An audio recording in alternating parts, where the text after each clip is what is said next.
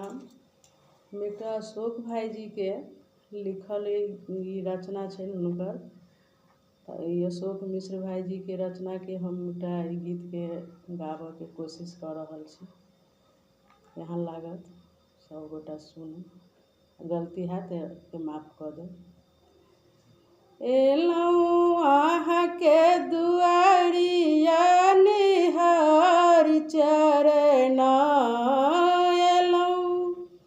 आहाँ के दुआरिया निहार चरना, माहे झनीर झर बहैया हमार नैना, माहे झर झर बहई यह हमार नैना, माहे निहारी चरना, माहे निहारी चरना,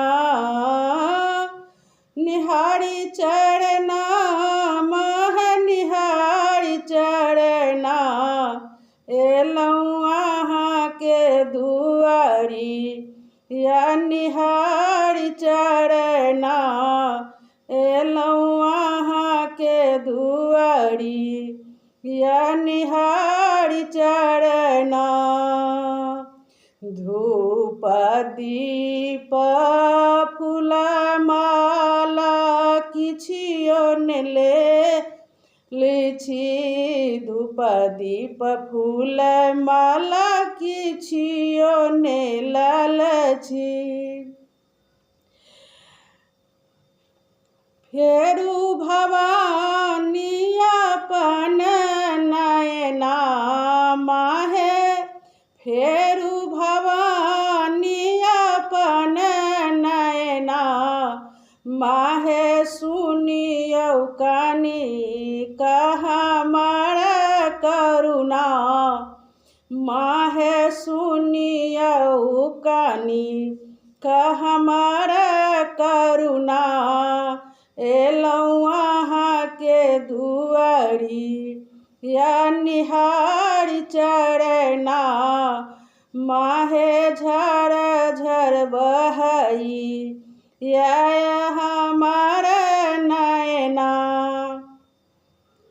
काली कहाबी मैया जग के छी जाननी, काली कहाबी मैया जग के छी जाननी, अहि मैया लक्ष्मी अन्न धन दायनी, अहि मैया लक्ष्मी अन्न धन दायनी, ज्ञान के देवी बसु नयना, माहे दिया आशीष एको कानमा, माहे दिया आशीष एको कानमा, एलौं आहाँ के दुआरी या निहारी चरना,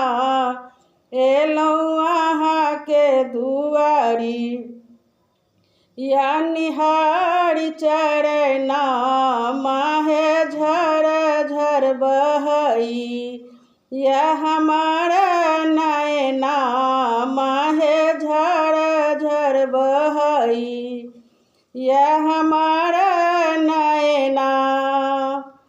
तारियौ अशोक के माया बोहे मैया, तारियौ अशोक के बोहे मैया, अहि के भजन नित गाबै छी हे मैया, अहि के भजन नित गाबै छी हे मैया, लिया हमारो अपन शरणा, माहे कानी रहल अछि अहाँ के सोनमा, माहे कानी रहल अछि अहाँ के सोनमा, एलौं अहाँ के दुआरी या निहार चढ़ना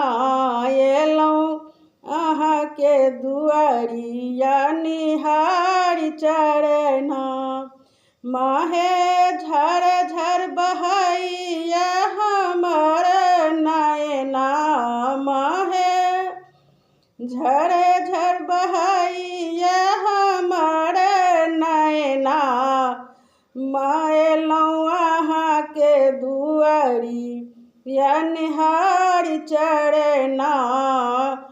माहे एलौं अहाँ के दुआरी या निहार चढ़ना।